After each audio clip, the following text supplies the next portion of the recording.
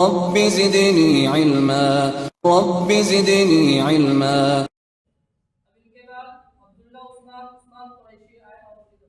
السلام علیکم ورحمۃ اللہ وبرکاتہ. الحمد للہ رب العالمین والصلاة والسلام على سید المرسلین وعلى آلہ واصحابہ اجمعین. اما بعد. صدر انجمن، حکم صاحبان، مشفق اساتذہ اکرام اور میرے بھائیوں، آج کی اس پر رونق بزم میں میری تقریر کا عنوان ہے مسجد اقصیٰ کی فضیلت و اہمیت.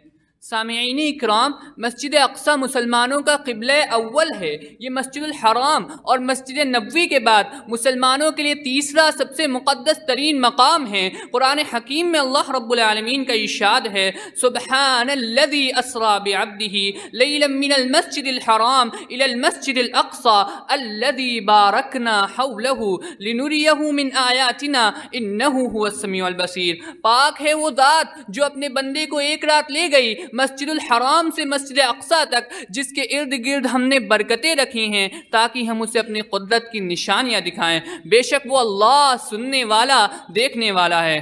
سامعین، مسجد اقصیٰ بیت المقدس یہی وہ مقام ہے جہاں سے اللہ رب العالمین نے اپنے نبی جناب عربی صلی اللہ علیہ وسلم کو معراج کے سفر پر بلایا. مسجد اقصیٰ ہی وہ واحد مسجد ہے جس نے تمام نبیوں کی زیارت کی ہے. مسجد اقصیٰ ہی وہ مسجد ہے جس میں اللہ کے رسول صلی اللہ علیہ وسلم نے تمام نبیوں کی امامت فرمائی.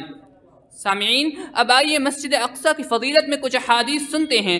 صحابی رسول براء بن عازب رضی اللہ عنہ فرماتے ہیں، ان رسول اللہ صلی اللہ علیہ وسلم صلی الی البیت المقدس 16 شہرا او 17 شہرا، کہ رسول اللہ صلی اللہ علیہ وسلم نے 16 یا 17 مہینوں تک بیت المقدس کی طرف رک کر کے نماز ادا کی. یعنی جب تک اللہ رب العالمین کا حکم نہیں آیا، اللہ کے رسول صلی اللہ علیہ وسلم اور صحابہ اکرام رضوان اللہ علیہم اجمعین بیت المقدس کی طرف رک کر کے نماز ادا کرتے رہے. اس سے ہم اندازہ لگا سکتے ہیں کہ مسجد اقصیٰ اللہ رب العالمین کے نزدیک کتنی فضیلت کی حامل ہے.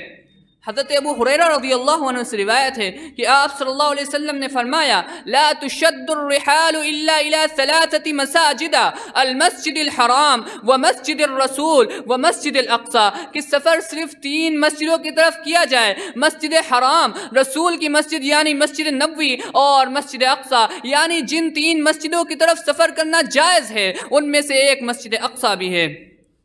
عن ابی ذر الغفاری رضی اللہ عنہ قال قلت یا رسول اللہ ای مسجد وضع فی الارض اول؟ قال المسجد الحرام. قال قلت ثم ای؟ قال ثم المسجد الاقصی. حضرت ابو ذر غفاری رضی اللہ عنہ سے روایت ہے کہ میں نے عرض کیا، یا رسول اللہ، دنیا میں سب سے پہلی مسجد کون سی بنائی گئی؟ آپ صلی اللہ علیہ وسلم نے فرمایا مسجد حرام. میں نے عرض کیا پھر کون سی؟ آپ صلی اللہ علیہ وسلم نے فرمایا مسجد اقصی. یعنی اس روئے زمین پر دوسری جو مسجد تعمیر ہوئی وہ مسجد اقصی ہی ہے.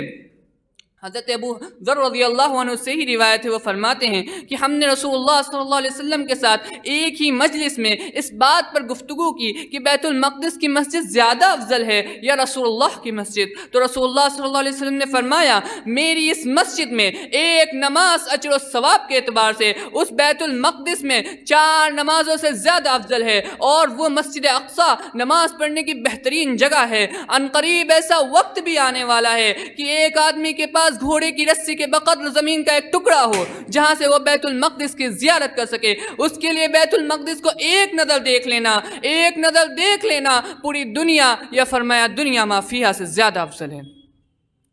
سامعین، یاد کریے جب سلیمان بن داؤد علیہ السلام بیت المقدس کی تعمیر سے فارغ ہوئے تو انہوں نے اللہ تعالیٰ سے 3 دعائیں کی، جس میں سے تیسری دعا یہ تھی، اللہ یاتی ھذا المسجد احد لا یرید الا الصلاۃ فیہ الا خرج من ذنوبہ کیوم ولدتہ امہ. یا اللہ، جو آدمی اس مسجد میں صرف نماز پڑھنے کے ارادے سے آئے وہ گناہوں سے اس طرح پاک ہو جائے جیسے وہ اس دن گناہوں سے پاک تھا جب اس کی ماں نے اسے جنا تھا. نبی صلی اللہ علیہ وسلم نے فرمایا کہ اللہ تعالیٰ نے سلیمان علیہ السلام کی پہلی 2 دعائیں تو قبول فرما لی ہیں، مجھے امید ہے کہ ان کی تیسری دعا بھی قبول کر لی گئی ہوگی۔ ان تمام احادیث سے مسجد اقصیٰ کی فضیلت و اہمیت واضح ہوتی ہے۔ ہمیں چاہیے کہ ہم مسجد اقصیٰ کی تاریخ کو پڑھیں اور اس کی فضیلت کو سمجھیں کہ مسجد اقصیٰ آج بھی مسلمانوں کے لیے دل کی طرح ہے، ہم اسے بچانے کے لیے اپنی جان بھی دے سکتے ہیں انشاءاللہ۔